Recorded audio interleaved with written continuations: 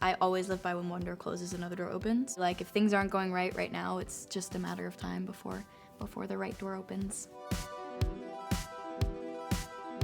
Hey guys, it's Kirbie. Welcome back to Pretty Unfiltered. Today's guest is Sabrina Carpenter. Hey, Hi, babe. how's it going? Great. Thanks for coming on the show. Thanks for having me. Okay, so let's start off with Girl Meets World. Okay.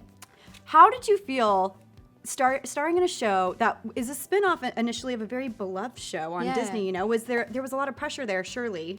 You know, I think the coolest thing about it was the fact that it was obviously sprung off of Boy Meets World, but it was a completely new show. It was a show of its own with new characters. We were able to kind of go into it without feeling a pressure of like, oh, I have to be like this character. We just were kind of able to be ourselves, and obviously it was a brand new version, and it was about girls. There was just so much great chemistry between the cast, and because we just really it was a family. When you grow up with people, you just kind of you create new memories with them every single day, and there wasn't a ton of pressure. We were more so lucky that the Boy Meets World fans gave our show a chance, and obviously were able to then watch our show maybe with their kids and just continue the story. I love that it was about girls though, Yeah. because they could have been like, oh, we're gonna revive this and it's gonna be a little boy like Corey's son or something like that. But I love that they really focused on girls. It was needed. We needed like a strong female lead on a show for a younger generation. So keeping up with the themes of Girl Meets World, was there one episode particularly that touched you the most in terms of like being heartfelt, or you thought you learned the most from?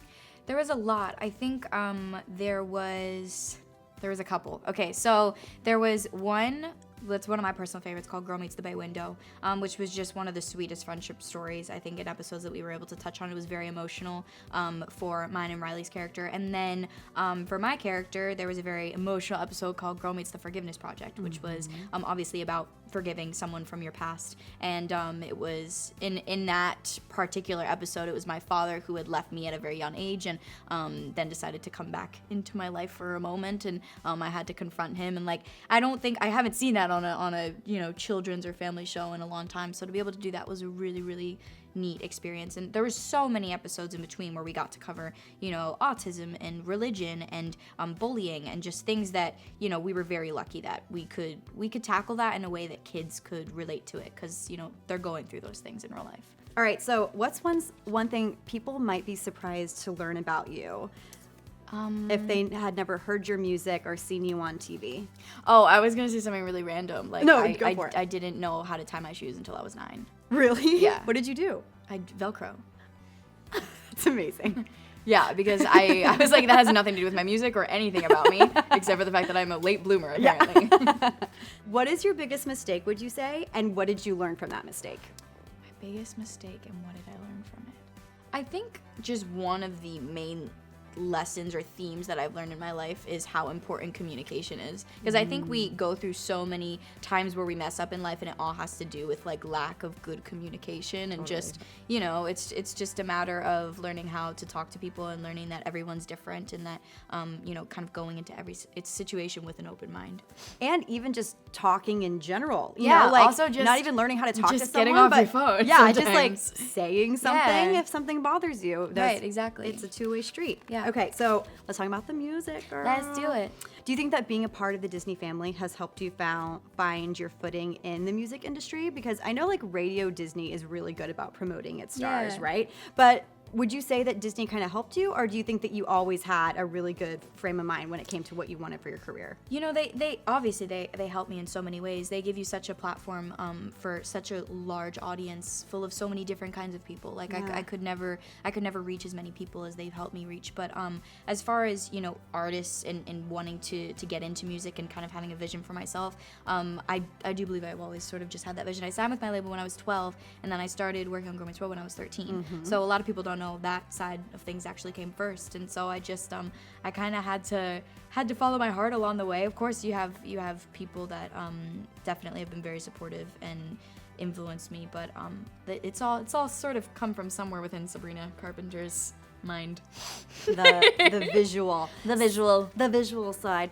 Is there a specific artist, or maybe just a person in general, who you see their career and their trajectory and you've thought, wow, like I'm so impressed by them? Oh, that's a great question.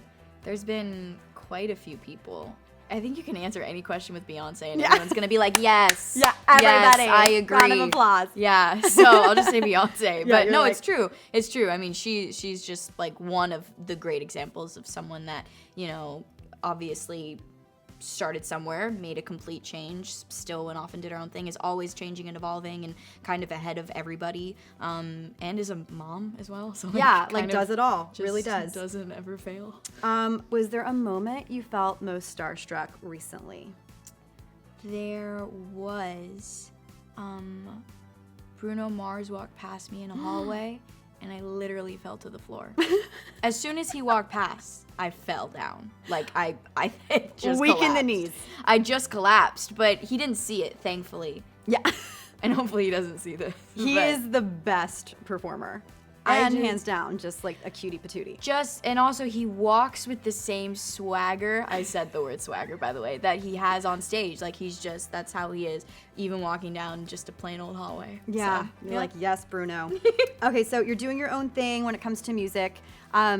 What influences you when you're coming up with a song or you're coming up with maybe like a melody? Is there anything that pops into your head first? I mean, obviously the experiences that I have in life are a great place to start. But I'm also just inspired by a lot of different music. Like, that's why I try to listen to like even music that I wouldn't expect myself to listen to sometimes, because Totally. you'll just find a hint or a sound or something that makes you feel something. And then I think that definitely provokes a lot of inspiration for my future sessions. And yeah, I'm always kind of writing, though. I'm never really not writing. Yeah, you're never on hiatus. Okay, it's fan question time. We Let's have do it. so many fan questions. So, okay.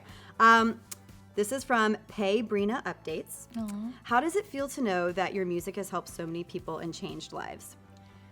I mean, it just shows you how powerful music is. And for everything that's been happening, like, recently, I think it just has really, really made me so proud to be a part of, you know, I guess the music community, but also just creating art and creating things that'll heal us, and creating things that can inspire us to follow our dreams every single day. And if I can do that for you, if I can be a part of your story, it's like the coolest thing for me in the world to be able to relate to you guys. And when I'm playing these shows, to see your faces in person and sing with you and cry with you and dance with you, it's just like, I'm so lucky that that's like a occupation. Yeah, right? That like you're a part of. Yeah, It's exactly. so cool. Okay, what's an inspirational quote you live by? And this is from Ashley Mirage. It's funny you said that earlier, because I always live by when one door closes, another door opens. Because there's a lot of doors that slam on your face in every facet of life, but I think that I've always just kept with me, because it's usually like, if things aren't going right now, it's just a matter of time before the right door opens. Such a great perspective to have. And then, what's your dream role in a movie and another TV show? And that's from Sabrina Updates. Oh, it's Sophia's got all the questions. Yeah, I know that yes. account, by the way. Okay, she was like, she knows me. And I was she's like, so okay. Dream role in a movie and then a TV show. I mean, I'd love to be able to incorporate, because I haven't really done a project yet where I've gotten to incorporate music and acting. So I'd love to do a musical, like, down the road, the right one.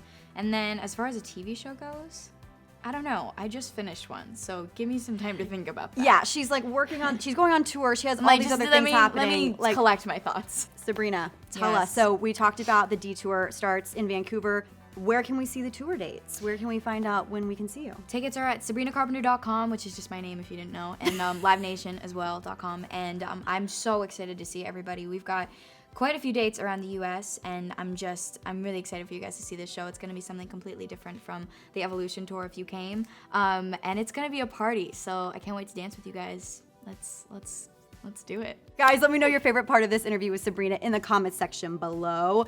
You guys have been tweeting me nonstop. I think you're still going, which I'm sorry if we didn't get to some of your questions. Just tweet at her. She's pretty good at like reaching out to you guys. So as always, you guys can find me on Instagram and Twitter at Kirbie Johnson, and we'll see you next time. Bye, guys. Bye, guys. Mwah.